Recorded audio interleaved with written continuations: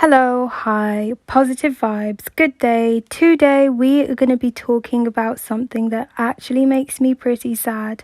And unfortunately, I'm sure a lot of my other African brothers and sisters can probably relate to this. I'm going to be talking about the way that Africa, specifically Burundi, is negatively portrayed in the media. A term that better summarizes this is probably poverty porn. And we're going to look at the definition of that.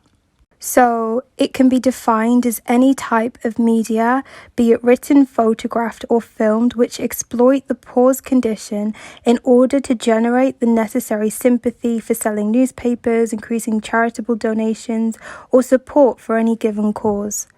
I'm going to read a really interesting quote by Ali Heller, who's a Nigerian writer and anthropologist, because I feel like this is such a good metaphor for you to really understand. So the quote says, "Imagine for a minute that you were chronically incontinent. Now imagine that you didn't have access to adult diapers or sanitary napkins. Imagine how the acidity of the unremitted flow of urine burned away at your thighs, cracking your skin and leaving you vulnerable to pain and infection. Imagine the shame that you would feel. A grown adult incapable of avoiding the small pool of urine you'd leave behind on a friend's chair after a visit. Why must we highlight the extreme cases when the norm is bad enough?" Would you, if you were suffering in that way, want people to publicly advertise that? It's this idea of exposing somebody's misery publicly through images and other means. It's not only degrading, but it's an awful invasion of their privacy. People enjoy, and I'm talking about people who see these ads, people enjoy watching these videos. And I don't think they realize this, but they genuinely enjoy watching people suffer. Because they can think of these poor Africans, they think, thank God I'm not one of them, and I could do something great to help them because I'm this wonderful, kind person. People are being gratified by the knowledge that they're not in their worst condition. They also feel gratified because then they can save them, and it gives them this sort of altruistic, benevolent feeling. People enjoy watching people suffer. And of course, this is just my opinion, and I'm sure anybody who watches videos like this and does enjoy them is probably thinking, no, I don't enjoy watching people suffer, I just want to help them. But in my opinion, people enjoy watching this kind of content. The video that I'm talking about specifically has 3 million views, and a lot of the comments are sort of looking down like, oh, these poor people, oh, they need us to kind of help manage them. I genuinely believe, and again, this is just my opinion, that people enjoy watching this kind of content because it's entertaining to them. It makes them feel better, more superior as well in a certain sense. This kind of content is usually wildly exaggerated. They portray these societies as incompetently and as if they're ultimately entirely dependent on Western society to survive. They make a spectacle out of people's trauma. And I'll say that again, because I think that's really important to reflect on. They make a spectacle out of people's trauma. And it's very interesting when I think about this in terms of my own personal experience and my own background.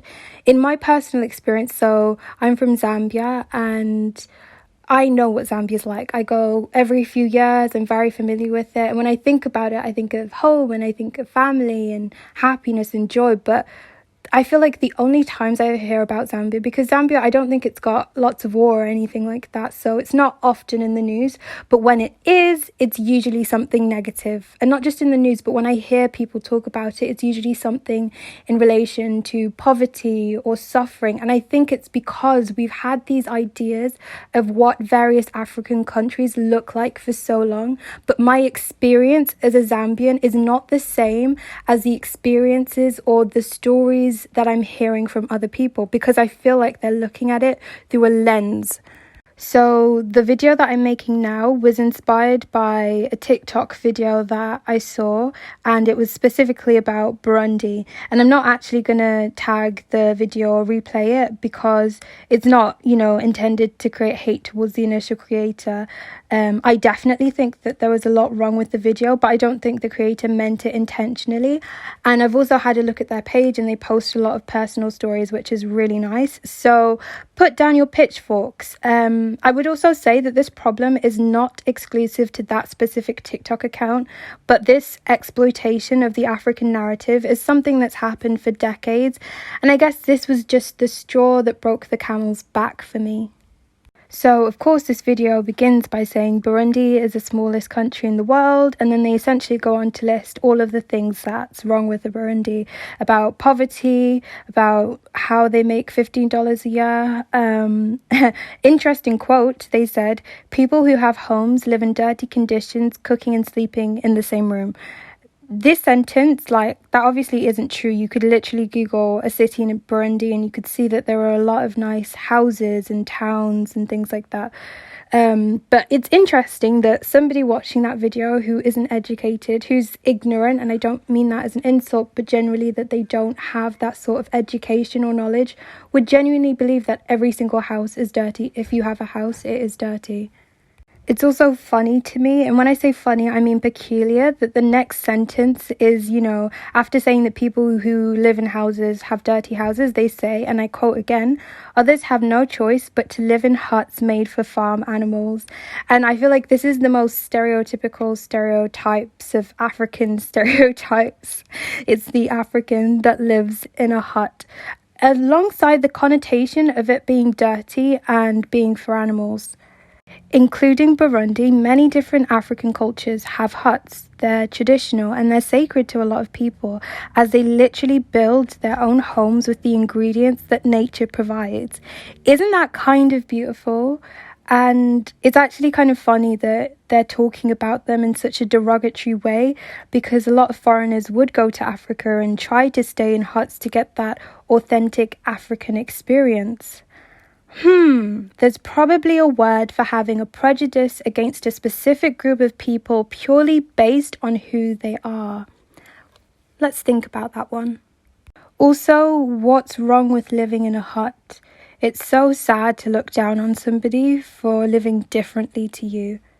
Videos like this always ignore the good side of these countries. And when I talk about the good side, I'm not talking about the big cities where people live and drive cars and nice houses, because then I would be looking at this through a capitalistic, westernized standard view of what is civilized and what is good. Huts have a lot of good qualities, such as being natural and eco-friendly and very sustainable. People a lot of the times will build their own huts with their own hands. Imagine going to somebody's house and saying that their house is bad because it doesn't look like my house. Huh? Also, I wanted to very quickly add that this specific account did mention that they were taking donations. And when I talk about donations, I maybe am not talking about that specific video, because I don't really understand, the process of how they're taking donations and what they're doing with the donations. I think it's more of a general critique of the way that people use poverty porn to get donations. But there are issues with donations and aid from certain organisations, and I just wanted to bring that up very quickly. I'm not so eloquent as other people. I wish I was, but I'm not. But I will recommend this book again. It's called Dead Aid by Dambisa Moyo. Please, please, please read this book. It's so insightful and well written. I couldn't even begin to summarize that book in this video, and I don't think I will, because I want you to read it for yourself. But just to give you an idea, it essentially talks about the harmful effects of giving aid and donations. One quick point I will bring up, just so you have the general idea, is that it doesn't make sense to give aid to a government that's corrupt, because then you're just fueling corruption, because you're giving money to those who are corrupt and the money doesn't go to the people. Also, when you have specific initiatives to help the people, you're then disincentivizing the government to help them, because they then see if we don't do it, then somebody else will do it. There's a lot more to the book, but it's really good and you should really read it. Also, on the topic of things that I'm not educated enough to explain, but I'll probably recommend that you go and look into it yourself, because I don't want to butcher it, is the idea that when I was looking through the comments, a lot of people were saying, oh yeah, I'd be broke too if I had 8 kids, as if that's the reason why this is the poorest country in the world. I think I'm definitely not articulate enough to explain it, but it's so crazy how deep the roots of colonization, exploitation, and corruption really go. And to anybody who does have that mindset of why have 8 children if you're poor, I would really suggest looking into how a lot of these difficulties have serious long-term effects. Keep in mind, a lot of these African countries are very young. I'm not just going to say, read it for yourself. I'll try and find some good resources that sort of summarize it for you so that you can look into it yourselves. Because I think it's a lot of a discussion to be had. Because I've got my personal opinions, but I don't think I'm necessarily right about everything. So I would really recommend you watching these videos from these educated people so that you can make your own minds up. Okay, so I feel like I could go on and on and on. But I think ultimately there are issues. What's the solution? I also don't know. But I think it's a bigger conversation to be had. And I think when we are educating people about some of the poverties and the struggles of certain African countries, I think it's so important to open the discussion. It's not just they're poor, you give money, they'll be fine, because that's not how it works. And I think it has a lot of negative effects on the way that people look at people from African countries. I feel like in a way it sort of fuels certain kinds of discrimination against African people. Maybe people having the thoughts that, oh, this person is from Africa, Africa's poor, this person's probably uneducated. That's a very specific example, but yeah, I don't know what the solution is, but I think definitely having that conversation is really important. If you're nosy like me and you've been wondering what I've been doing in the background, I've been drawing a gorgeous Burundian woman in a traditional Imvutano dress. It's a part of my Around the World series. I think it turned out really nice. I think she looks really pretty. She kind of looks like a Disney princess to me, so I hope you guys like how it turned out. Thank you so much to anybody who's made it to the end of this video, which nobody and their goat asked for. I won't promise I'll make a video anytime soon, but I feel like whenever I have anything else that I do want to say, I will make a video. So subscribe for occasional content and leave a like, because then I would know that you appreciate the fact that I exist. That would be nice. Please comment down below any opinions, thoughts, corrections, resources that you might have. I think I might find it useful and other people in the comments might find it useful. And I know not everybody agrees with me, so I feel like it's quite a big conversation to have. I hope you guys have a wonderful and amazing day. Bye.